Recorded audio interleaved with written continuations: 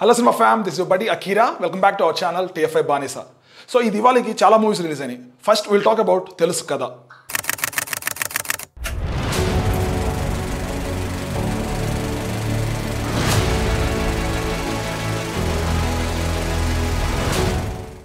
తెలుసు కదా ఇది ఒక triangle love story subject. Siddhu Jonnalagadda, రాశి ఖన్నా అండ్ శ్రీనిధి శెట్టి కాంబినేషన్లో వస్తున్న మూవీ ఇది. సో వీళ్ళ ముగ్గురు కూడా చాలా వెల్ ప్రూవ్డ్ ఆర్టిస్టులు, చాలా సక్సెస్ఫుల్ ఆర్టిస్ట్. సో వీళ్ళ కాంబినేషన్లో మూవీ అంటే డెఫినెట్లీ కొంచెం ఎక్సైటింగ్గానే ఉంటుంది. బట్ ఈ సినిమా టైటిల్ అనౌన్స్మెంట్ చేసినప్పుడు ఒక వీడియో వచ్చింది. అది చూసినప్పుడు చాలా బ్రెయిన్లెస్ అనౌన్స్మెంట్లా అనిపించింది నాకైతే. అండ్ ఇంకా టీజర్ చూసినప్పుడు కూడా చాలా రొటీన్ లవ్ స్టోరీ లాగా అనిపించింది. అంత ఎక్సైట్మెంట్ ఏమి నాకు రాలేదు. బట్ ఒక్క చిన్న హోప్ ఏంటంటే it's a female director film. And ఒక ఫీమేల్ డైరెక్టర్కి ఇంత పెద్ద బడ్జెట్, ఇంత మంచి ఆర్టిస్టులు దొరకడం రీసెంట్ టైమ్స్లో మనకి నందిని రెడ్డి గారు అలా చేశారు. ఆ తర్వాత ఇంకెవరు చేయలేదు అలా. So I was so excited. ఎందుకంటే మనం ఒక జోయా అఖ్తర్ మూవీస్ కానీ, సుధా కొంగరా మూవీస్ కానీ, అలాగే కిరణ్ రావు గారి మూవీస్ కానీ, వీళ్ళందరూ మూవీస్ చూసినప్పుడు ఒక కొత్త ప్రాస్పెక్టివ్ అనేది ఓపెన్ అవుతుంది. సో వాళ్ళ పాయింట్ ఆఫ్ వ్యూలో వస్తున్నప్పుడు డెఫినెట్లీ ఆ కొత్త ప్రాస్పెక్టివ్లో ఇంకొంచెం డిఫరెంట్గా ఉంటుందేమో ఒక ఎక్సైట్మెంట్ నాకు ఉంది. సో నీరజా కోన గారి డైరెక్షన్ అనగానే ఒక ఎక్సైట్మెంట్ ఉంది ఈ సినిమా చూడడానికి ఎలా ఉంటుందని. సో మరి ఆ ఎక్సైట్మెంట్కి న్యాయం చేశారా అంటే 100% న్యాయం చేశారని చెప్పొచ్చు. ఎందుకంటే ఇది ఒక కమర్షియల్ రైటింగ్ కాదు, అలాగే ఒక comedy just love story writing కాదు. ఇది చాలా ఇంటెలిజెంట్ రైటింగ్, ఒక న్యూ ఏజ్ రైటింగ్ అని చెప్పొచ్చు. ఇప్పుడు మన త్రివిక్రమ్ గారు కానీ, అలాగే సుకుమార్ గారు కానీ, వీళ్ళు ఒక కమర్షియల్ మూవీ పక్కన పెట్టేసి వాళ్ళకున్న స్కేల్లో ఒక మంచి లవ్ స్టోరీ రాసినా కానీ, క్రియేటివ్గా కానీ, ఏదన్నా ఇన్నోవేటివ్గా ఏదైనా క్రియేట్ చేస్తే ఎలా ఉంటుందో సేమ్ అంత రేంజ్లో నీరజా కోన గారు క్రియేట్ చేశారని చెప్పొచ్చు. ఈ సినిమా స్టోరీ కానీ, స్క్రీన్ ప్లే కానీ, everything is a top notch. చాలామంది ఫిల్మ్ మేకర్, అప్కమింగ్ ఫిల్మ్ మేకర్స్కి ఒక డిక్షనరీ లాగా ఉంటుంది ఈ స్క్రీన్ ప్లే కానీ, ఒక కథ కానీ. ఎందుకంటే అంత తక్కువ కన్స్టెంట్స్లో తక్కువ క్యారెక్టర్స్ ఉన్నప్పుడు కూడా అంత ఎక్సైట్మెంట్ క్రియేట్ చేయడం అనేది నాట్ ఏ సింపుల్ థింగ్. ఉండేదే 4-5 క్యారెక్టర్స్ ఉంటాయి, కానీ బై సీన్ అసలుకి మనం ఎప్పుడు ఎక్స్పీరియన్స్ చేయింది, ఎప్పుడు వినని సీన్స్ ఉంటాయి. సో అక్కడ క్యారెక్టర్స్ పోటీ పడి పర్ఫామ్ చేస్తే ఎలా ఉంటుంది?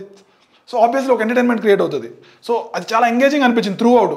ఎక్కడైనా సినిమా మధ్యలో డౌన్ అవుతుందేమో, ఇంత హై తీసుకెళ్తుంది, మళ్ళీ డౌన్ అయిపోద్దామో ఒక టెన్షన్ అనేది నాలో ఆ సినిమా చూస్తున్న సేపు కలిగింది. కానీ ఎక్కడా కూడా సినిమా డౌన్ కాకుండా ఒక పేస్ని మెయింటైన్ చేస్తూ త్రూ అవుట్ని తీసుకెళ్లారు.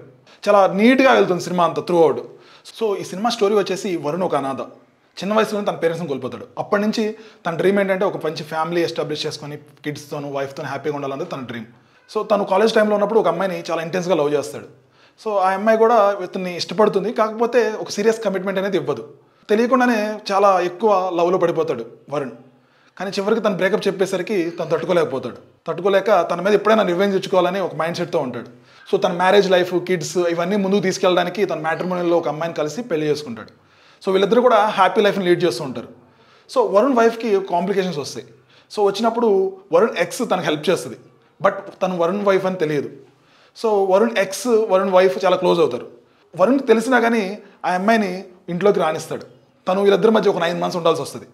సో ఉండాల్సి వచ్చినప్పుడు వరుణ్ తన రివెంజ్ తీర్చుకున్నాడా, వరుణ్ వైఫ్ వరుణ్ మధ్య ఉన్న పాస్ట్ని ఫైండ్ అవుట్ చేసిందా, అలాగే వరుణ్ తన ఫాస్ట్ ఫీలింగ్స్ వాటినన్నిటిని ఎలా బ్యాలెన్స్ చేసుకుంది అన్నదే ఈ సినిమా కథ. సో ఈ సినిమా స్టోరీ కొంచెం రొటీన్గా ఉన్నప్పటికి కూడా స్క్రీన్ ప్లే వెళ్ళే విధానం చూస్తే చాలా కొత్త సీన్స్, కొత్తగా అనిపిస్తుంది మనకి. ఎప్పుడు మనం ఇలాంటి సీన్స్ అనేవి మనం ఇంతకుముందు ఎప్పుడు ఏ మూవీస్లో చూసి ఉండం. సో ఆ స్క్రీన్ ప్లే వెళ్ళిన విధానం కూడా చాలా కొత్తగా అనిపించింది, చాలా క్రియేటివ్గా. డైలాగ్స్, మాటలు అయితే చాలా డిఫరెంట్గా, చాలా ఒక డెప్త్ ఆఫ్ రైటింగ్లోనే ఇలాంటివి వస్తాయి. Depth of thought process, intelligent రైటింగ్లోనే ఇలాంటి డైలాగ్స్ కానీ, ప్రతి క్యారెక్టర్ కూడా స్టోరీకి సంబంధంగానే మాట్లాడతాయి. ఎక్కడా కూడా ఏది కూడా కొంచెం ఎక్కువగా కూడా మాట్లాడరు, కొంచెం తక్కువ మాట్లాడరు. సినిమా స్టోరీతోనే వాళ్ళ మైండ్ సెట్ ఎలా బిహేవ్ చేస్తాయో, ఆ సిచ్యువేషన్స్లో ఉన్నప్పుడు అవి ఎలా రియాక్ట్ అవుతాయి, హానెస్ట్గా ఎలా రియాక్ట్ అవుతాయి అని కరెక్ట్గా అసలుకి చాలా బాగా రాశారని చెప్పొచ్చు. స్క్రీన్ ప్లే అయితే నాకు చాలా బాగా నచ్చింది. నేను చాలా బాగా ఎంజాయ్ చేశాను, త్రూ అవుట్ ఎంజాయ్ చేశాను.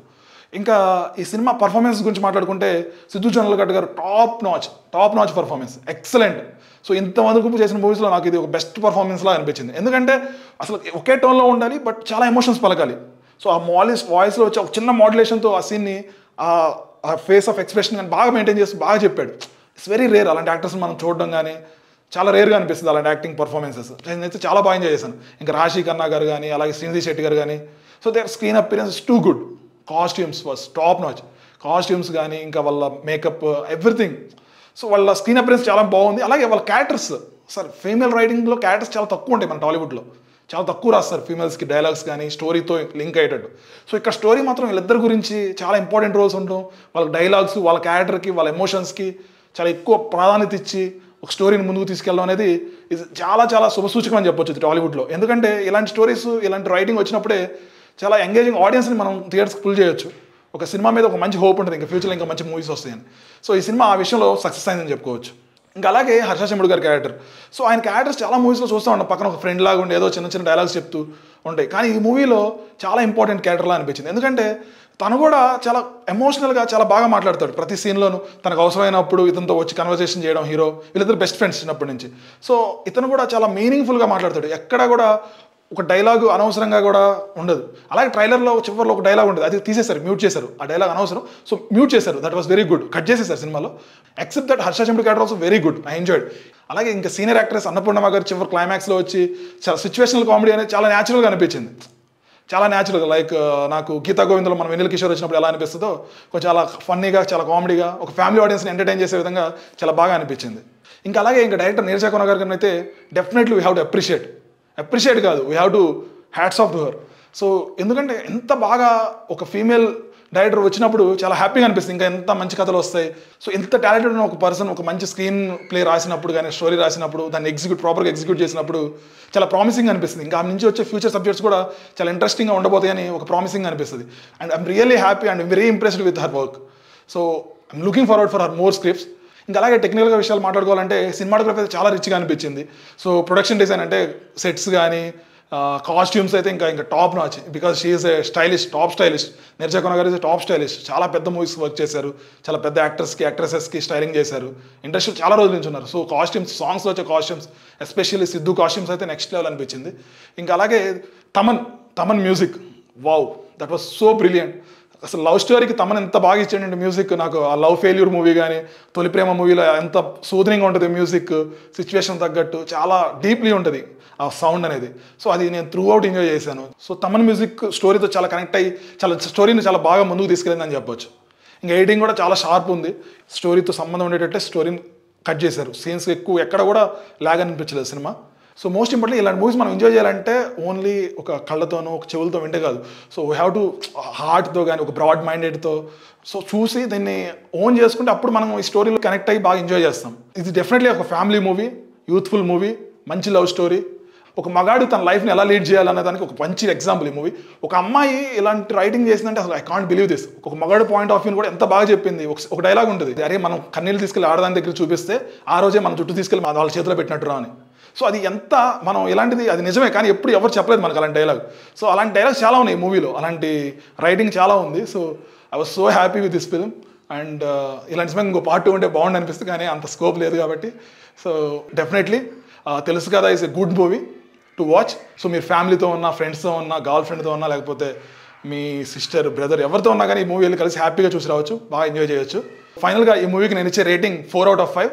Brilliant writing, intelligent making and very new prospective in the film making. టాలీవుడ్లో ఇలాంటి మూవీ రావడం really happy. So don't miss to watch this movie in theatres. Thank you for watching. Signing off.